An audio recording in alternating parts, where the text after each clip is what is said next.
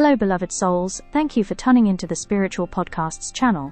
This channel is all about good vibes, positive energy, and meaningful conversations. To keep this space welcoming for everyone, we kindly ask that comments stay respectful, kind, and in the spirit of the content shared here. We reserve the right to delete any comments that don't align with this intention. No hard feelings, just protecting the vibe.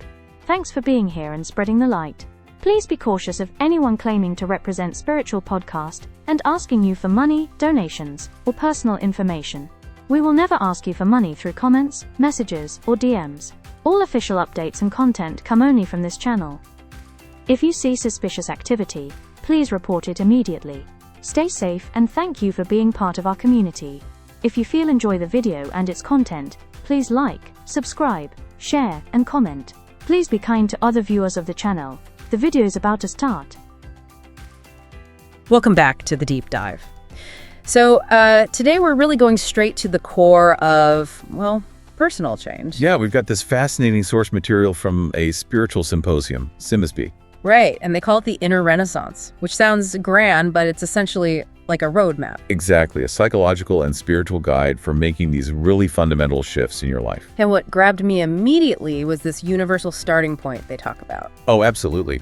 The speaker there made this observation, whether you're looking at grief in, say, New York, or anguish in Sao Paulo, or, even suicidal thoughts in Mumbai. Awful stuff, yeah. Right, but the core human suffering, it's remarkably similar across cultures. Which is huge, because if the problems are universal, then the solutions, the paths to maybe peace or spiritual growth, they should be universal too.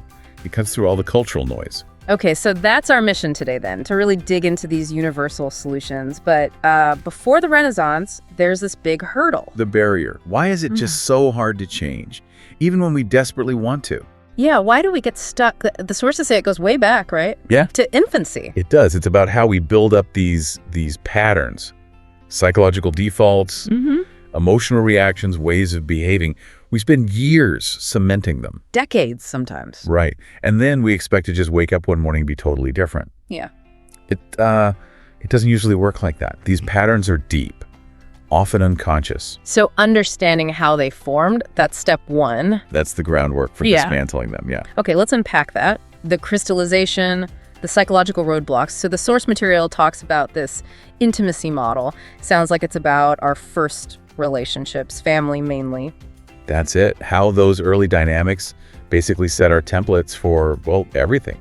How we relate to the world. And how does that lock in, say, dysfunctional behavior? It's all about what gets normalized. So imagine a kid growing up and maybe their parents argue constantly, or there's disrespect, or just emotional distance. Even if the child hates it consciously, that atmosphere becomes their unconscious definition of normal. They learn deep down, this is what relationships are like. This is marriage. Wow. So later, when they're looking for a partner, they're not necessarily looking for happy or healthy. They might be unconsciously drawn to what feels familiar, even if familiar means chaos or pain. Right. Comfort in the known, even if the known is bad. Exactly.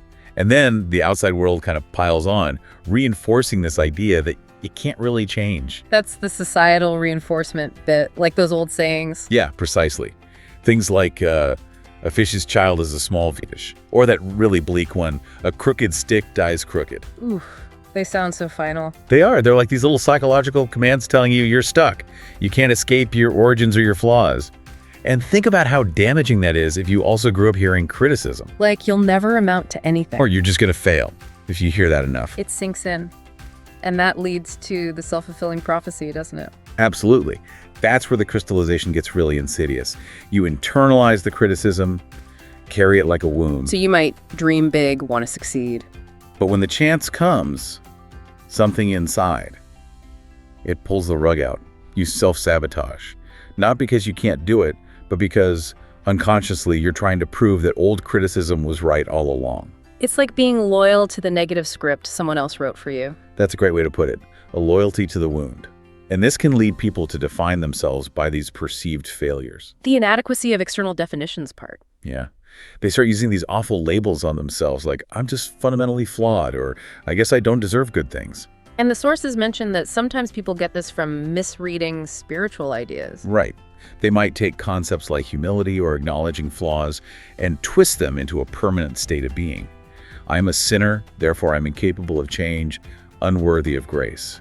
It's not a call to grow, it's interpreted as a life sentence. That sounds like a really profound block, a self-imposed one. It really is. It becomes this iron wall against any possibility of an inner renaissance. So if we're up against all this years of conditioning, pessimism from society, our own self-sabotage, what's the crucial thing we need? The starting point for turning it around? The sources are really clear on this. It boils down to one thing: belief. The actual gut-level belief in your own capacity to change. Despite everything telling you otherwise. Yes. The world constantly points out our flaws, our limits. But the fundamental truth, spiritually and psychologically, is our extreme capability for change. We can transform. But if you don't believe that's possible for you, then nothing else matters. No technique will work. pretty much. That shift from I'm stuck like this to no, I actually can change, that's the ignition, that's the launch pad. Okay, so let's say you make that leap. You accept you can change. The next hurdle seems to be inertia, right? Just waiting for it to happen. Yeah, the sources talk about us being great spectators. We watch life, we watch others, we hope for change, but we don't necessarily move. And passivity just doesn't work well historically or spiritually. Inefficient is putting it mildly, based on that statistic you mentioned. Oh, that one was jarring. From the Gospels, looking at the healing accounts, the estimate was for every, say, 50,000 people near Jesus during his ministry, How many got cured? maybe one, Huh. statistically speaking. Wow, 1 in 50,000, that's incredibly low. It is. And the crucial point the source makes is, this wasn't about Jesus lacking power or capacity. That was infinite. It was about the people. It was about their readiness, their willingness to actively seek it out. Most people were just part of the crowd, watching, maybe hoping to get noticed, but not making a move. Just waiting for a miracle to land on them. Exactly. It's kind of spiritual apathy, wanting the result, but unwilling to take the necessary action or risk. So the ones who did experience transformation were the ones who broke out of that passive role. Precisely. They moved. Think about Bartimaeus, the blind man. Yeah, sitting by the road. Right, a victim of circumstance. But when he hears Jesus is coming, he doesn't just sit there hoping. He starts shouting, making a scene almost. He had to cut through the noise of the crowd. He had to realize, I need to stand out here. I need to actively get attention. He moved past being just a passive victim. And Zacchaeus climbing the tree, the Samaritan woman at the well. Same thing. They overcame obstacles, physical stature, social stigma, personal shame to actively seek the encounter. They moved. This changes how we should probably hear that famous line.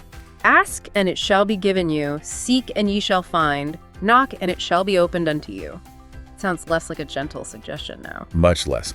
The source argues the original language has this strong sense of insistence, persistence. So it's not just knock once. It's more like knock until it opens and ask until you receive. Keep going, don't give up. Wow.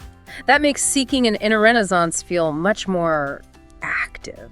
Intense even. It is, like a full contact sport, as you said. Think about a little kid who really, really wants something from a parent who's busy or distracted. They don't ask once and wander off. No way. They tug on your sleeve, they repeat the request, they might whine, they keep applying pressure until they get that cookie or that answer. Yeah. That's the kind of tenacity the sources suggest is needed to break through deep conditioning. But we often don't approach the divine like that, do we? We have this authority bias. Yeah, it's a huge block. Yeah. We project our experiences with human authority figures onto the sacred. You know, the CEO, the governor.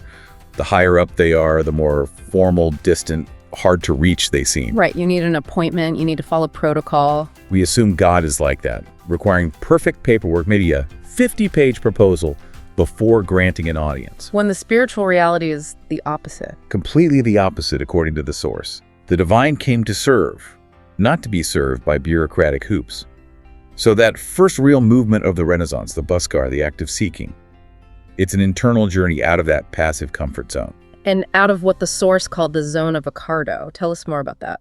Ah, the zone of Ricardo.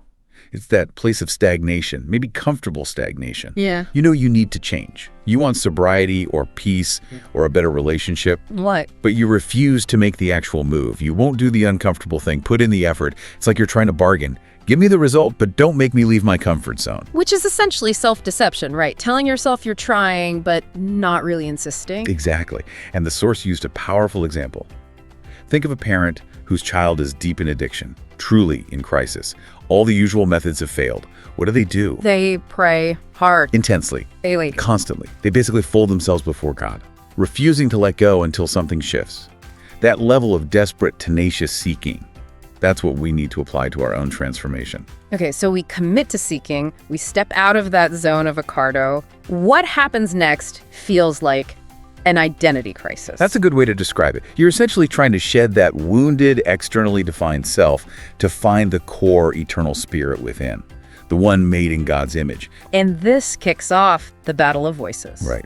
On one side, you've got the world, society, past hurts, internalized negativity hammering away. Yeah. You're not good enough. You're flawed. You're defined by your mistakes. You're incapable. It wants to keep you small. And the other voice? The divine voice, offering the complete opposite. You are light. You are salt. You have immense worth. So the journey involves choosing which voice to tune into. Consciously choosing. You have to make deaf ears to that diminishing narrative from the world and amplify the divine one inside you. The Source argues that real transformation happens when you finally stop listening to the critics and accept your divine inheritance. If you believe you're an heir, you act differently. You have to. Yeah. You can't act like a victim or, as the Source put it, an evolutionary worm. If you truly accept you're made in the image of God, you step up. And accepting that means dropping the masks we wear. The sources mention Margaret Mead's ideas about the self here. Yeah, her 3 definitions are so insightful. First, there's the person you think you are, your internal story, often shaped by ego or fear. Second, the person you say you are, the version you present to the world, often polished up. Your public face. Right. And third, the person you actually are, the truth revealed by your actions, your real character, observable behavior. And we spend so much energy trying to juggle those or hide the third one. Plus now there's the fourth. Ah, yes, the person you post, the carefully curated online persona. That adds another layer of complexity. It does. But the inner renaissance demands we get brutally honest with that third person who we actually are. And that requires what the Source calls a disfacimento, an undoing. An undoing. Does that hurt? Oh, yeah. It's described as intensely painful because it means stripping away all those defenses, the self-justifications, the comfortable lies we tell ourselves about why we are the way we are. Confronting the raw reality. Exactly. You can't reach authenticity while clinging to social masks or blaming the past. It's a necessary, raw encounter with your true self, flaws and all, before you can rebuild. So that raw encounter, that undoing, can be pretty shocking. The sources say humility often starts when you realize what? When you realize that the things you really dislike, maybe even hate in other people, that annoying colleague, that difficult relative aspects of that are actually inside you. Maybe hidden, maybe small, but there. Ouch. That's a tough mirror to look into. It really is. But that moment of recognition, that's where real humility begins.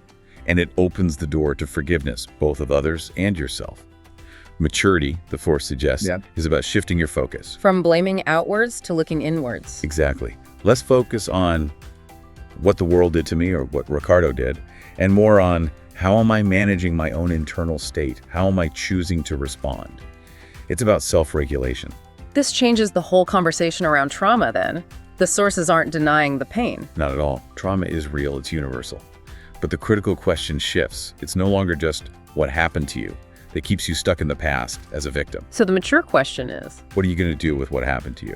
Your reaction, your response now, that's what shows your capacity to grow beyond the trauma. So we're not trying to erase the past. That's impossible. Can't change history. But you absolutely can build skills and strengths today so that the past stops poisoning your present and wrecking your future.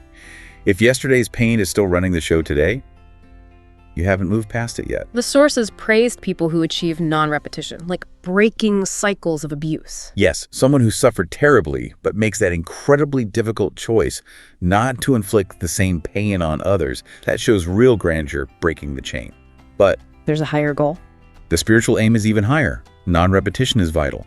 But the ultimate goal isn't just avoiding revenge or harm. It's achieving deep inner peace right now. And how do you do that? By letting go. Letting go of the bitterness about the past, the magoa do passado, and the anxiety about the future, the ansiedade do futuro. Finding peace in the present. Which brings us to that lovely image the speaker used, the sleeping baby's room. Such a perfect metaphor for being fully present. A baby isn't worried about politics or the stock market or what people think. Their whole world is right here, right now. Just simple sensations. Exactly. The feel of a blanket, a ray of light, the taste of milk, they just are, savoring the simple miracle of existence. That's the kind of peace we lose when we get caught up in complex worries. And that connects directly to needing daily gratitude, even for tiny things. Absolutely. We need to recapture that sense of wonder. The anecdote about Rabbi Dudu thanking God before sipping a Coca-Cola. Yeah, that stood out. It's about recognizing that everything is a gift. Waking up, having water, a cup of coffee. These are miracles we take for granted. Anchoring ourselves in that simple, granular gratitude helps us actually enjoy the present moment instead of always chasing something else. Okay, so as we're on this path, seeking change, building gratitude, we hit another potential snag. There's so many options out there right now. Oh yeah, the world offers tons of solutions. Therapy, self-help books, systems, diets, and many of them are genuinely helpful for a time. But the sources suggest they have limits. They do. They're like stepping stones. They can take you part of the way, but eventually they kind of run out of steam. They don't reach the deepest level. So what marks the point of real transcendence, the real breakthrough? According to this material, it happens when you shift your focus, when you stop chasing lots of different answers and zero in on the single perfect, luminous guide for existence. Which the source identifies specifically as the Messiah, Jesus, Yeah. as the ultimate foundational answer and guide. Okay. But that brings us back to that intimacy problem we talked about. People often see that relationship as formal, distant, even scary. Definitely. Remember the point about youth events where hardly anyone felt comfortable praying directly to Jesus? Yeah, like he's too important or complex to bother directly. Exactly. There's this perception of needing intermediaries or perfect language, which is why that personal story the speaker shared was so powerful, the one about his sister-in-law. Right, she had this long, seemingly perfect prayer while he was just asking a confused question internally. Yes. And later she received a spiritual insight that directly answered his silent, muddled question. And the message she relayed was key. God hears every child in the way they speak to him from birth. So no special theological degree required. Not at all. It's incredibly reassuring. Our language feels so limited, so inadequate sometimes when trying to connect with the divine. Like the speaker's nephew, Davy, trying to figure out how Jesus fits in his head with Spider-Man. Exactly. To a child, those figures might occupy a similar space power, help, rescue. And the divine understands that metaphorical, limited language perfectly, like a parent understanding a toddler's first words. God doesn't need Spider-Man evicted first. Apparently not. The intent, the heart's cry, is understood. The source even suggested the highest form of prayer might just be tears. A letter written only in tears. Yeah, just raw emotion poured out, ending with amen. That sincerity reaches deeper than any perfectly crafted formal prayer. So the whole model needs to shift. Less like preparing a speech for a scary boss or in-law. And more like the easy intimacy you develop over time with someone you trust completely, where communication could eventually become just a sigh, a look, and acknowledging, Meaning our prayers can be direct, even messy. Absolutely. Honest, even frustrated or angry. The source pointed to the songs. They're full of raw arguments, complaints, questions directed straight at God. Like Psalm 77, why does it seem like the wicked prosper? So telling God, Lord, your tenants are causing trouble down here, is actually okay. It's honest. Yeah. It's real. That's the kind of intimacy that's invited, rather than fearful formality. Okay, embracing that honesty, that raw connection. Yeah. It forces you to face your own internal contradictions, doesn't it? The source used Paul's words here. Yeah, Romans 7, that classic description of psychological ambivalence. I know it's right, I want to do good, but I keep doing the very thing I hate. That feeling of being at war with yourself. It's the struggle of every honest seeker, I think. You know, the principles love, patience, kindness. But you keep defaulting to anger, impatience, judgment. And it's hard, because it's not just about willpower. It's the conditioning again. Decades of it. That analogy the source used about moving your keys is so simple but so true. Right, you decide to put them on the hall table instead of the kitchen counter. But for days, maybe weeks, your hand automatically goes back to the counter. Because that's the ingrained habit, the unconscious pathway. So if it's that hard with keys. Imagine trying to rewire 20 or 30 years of emotional defaults. The knee-jerk defensiveness, the automatic negative thought, the ingrained fear response. It takes time and repetition. And the source stressed accepting errors, right? That change after a seminar or insight isn't instant. You have to accept that you'll learn through mistakes, you'll slip up. If you expect perfection immediately, you'll just get frustrated and probably slide back into that old comfort zone, the zone of Ricardo. It's like mishearing song lyrics the source used, that cookies instead of cool kids example. Yeah. Once you've heard it wrong, it's hard to rehear it correctly. Exactly. Perception gets locked in. Retraining takes conscious effort and patience. But then there's this other weirder block. The idea that sometimes people subconsciously want to fail. Yeah, that one's tricky. Setting goals that are almost designed for failure. Why on earth would anyone do that? It sounds completely counterintuitive. Well, the source suggests a couple of hidden payoffs. First, failure can actually confirm that old negative belief about yourself. See, I told you I couldn't do it. My parents were right. Exactly. It validates the internalized inadequacy. Second, failure lets you off the hook. Off the hook for what? Responsibility. Success brings responsibility. Visibility, pressure, the need to lead, the need to maintain it, staying small, failing. Right. It keeps you safe from that burden, in a way. You can keep blaming circumstances if you fail. Right. Failure provides a familiar excuse. Success means you're accountable. So sometimes, unconsciously, failure feels easier. The seeker has to confront that hidden benefit. And even if you navigate that, there's still the loss of belonging trap. This might be the toughest one. It's almost an inevitable pain of real growth.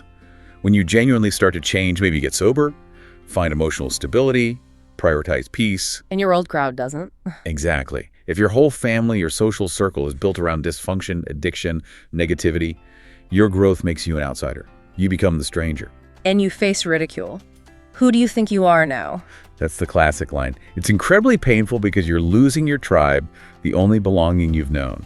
How do you get through that isolation? The source is pretty direct. You have to consciously choose.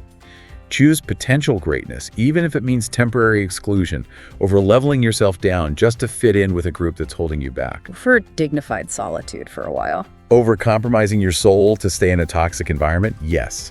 It requires immense strength, trusting that this pain leads to a healthier belonging later on. This all sounds like it requires huge patience. The source mentioned a Lenin song. Yeah, the idea that life is too rare to rush this deep process. You can't microwave spiritual growth. No instant inner renaissance. No, it's a journey of idas e vindas, those comings and goings, steps forward, steps back. You take 2 steps back sometimes, but the commitment has to be to make the next move 3 steps forward.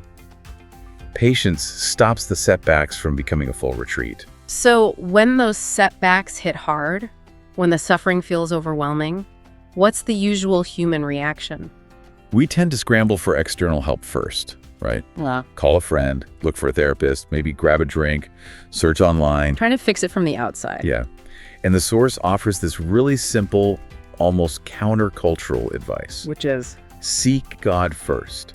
Not as the last-ditch effort when nothing else works, but as your primary go-to for strength, clarity, orientation. Doesn't mean don't get other help. Not at all. But prioritize the spiritual connection first. And alongside that, there's a really practical self-care check the source mentions for when you feel deep anguish or fear. Which is what? Just check if you're tired. Basically, yes. The quote was something like, "Many fears are born of tiredness and solitude." Sometimes that profound despair isn't some deep spiritual crisis. It's just exhaustion or loneliness. Right. So the first step might simply be getting some real rest, a good night's sleep, or reaching out to break the isolation. Sometimes the most spiritual thing you can do is take a nap. That makes sense. Okay, what about dealing with those really persistent negative thoughts, the dark ones, maybe even suicidal ones? This is where a key psychological technique comes in, a way of reframing. How does that work? The core idea is to disarm the thought. A thought is just a thought. It's not reality. It doesn't define you. And crucially, it has zero power over God or the sacred. Like that story of the young girl who had a horrible thought about God. Yes, she was terrified, thinking she was condemned because of this intrusive, blasphemous image or idea that popped into her head. She felt it was this massive act of disrespect. And the therapist's approach. It was brilliant because he didn't treat the thought as important or powerful. He basically said, so what? A thought can't harm God, it's just an idea floating through. He stripped it of his power. And reframed her strength. Exactly. Instead of focusing on the weakness of having the thought, which is often uncontrollable, he pointed to the incredible strength required to resist acting on or believing that thought day after day. So the focus shifts from I'm weak because I have this thought to I am strong because I fight this thought every day and choose not to let it define me or my actions. It puts the power back in your hands. You're the resistor, not the victim of the thought. Okay, shifting gears to community. The source talks about a kind of infantilism in spiritual groups, people leaving over trivial stuff. Yeah, it's presented as a real crisis of maturity. People getting into huge fights and storming out of their spiritual centers because of arguments about politics or football scores or gossip. Things totally unrelated to the actual spiritual work. Completely. And the tragic irony, the source points out, is that the force is actively trying to disrupt these communities referred to as obsessors. They tell us their strategy. They give us the spoiler alert. Right. They openly say, our goal is to divide you, to make you fight amongst yourselves, to break your unity. And we know this, yet we still fall into the trap. We let minor disagreements destroy the collective effort. So what's the solution? How do we defend against that? Absolute focus on the common ground, the shared purpose. The banner of love, or Jesus, whatever, unites the group spiritually, not the political differences. Remember the core mission. Exactly. Remember the formula. Opportunity, the chance to serve, plus orientation, the right spiritual focus. Good work. And if you genuinely find a community is too immature or toxic, Don't just quit serving. no.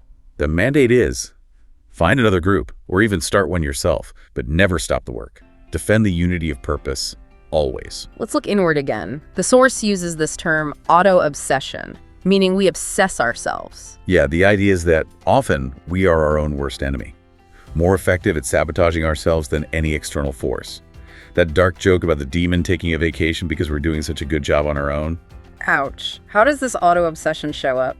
Through repeating the same dysfunctional patterns over and over. It's not bad luck. It's often our own internal landscape creating the same outcome. Like constantly getting fired. Not because you lack skills, but maybe because you can't handle workplace stress or conflict or teamwork. Your internal emotional state keeps tripping you up. Or the classic one. Choosing the wrong partners. Repeatedly. The source had that vivid image. You could be on a beach with millions of people, and somehow you'll find you be drawn to the one person who's truly bad news for you. Like a heat-seeking missile for dysfunction. It's that unconscious pull towards the familiar, even if the familiar is toxic. It goes back to that crystallization we talked about. So how do you cure that, especially in relationships? It starts with healing yourself first.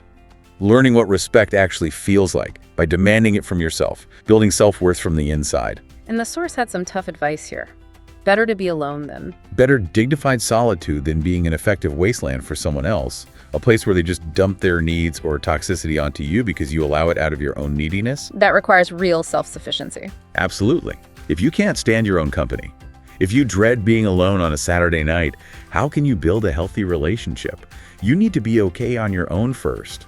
Otherwise, you attract neediness with neediness. And people get stuck defining themselves by past hurts, right? I'm the person whose ex was a nightmare. Yeah, they let the pest, as the source called them, define their entire identity.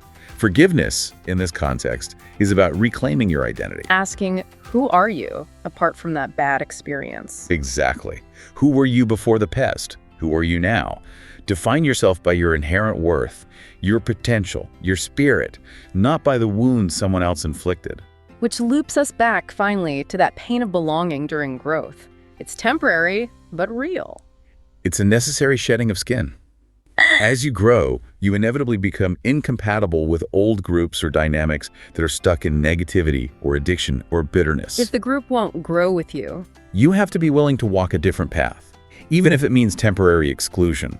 The choice is stark. Aim higher and accept feeling like an outsider for a bit, or shrink back down to fit in with mediocrity. and it takes courage. Immense courage, but it's essential for reaching your potential. And the practical tip here is to actively change your environment. Change your inputs. Surround yourself with people who are already where you want to be. If you want spiritual growth, hang out with spiritually minded people. If you want health, associate with healthy eaters. Your network becomes your support system for growth. It acts like a spiritual thermostat pulling you up. If you're not yet a spirit of light, the source urges, find people who are, learn from them, be inspired by them, let their light guide you.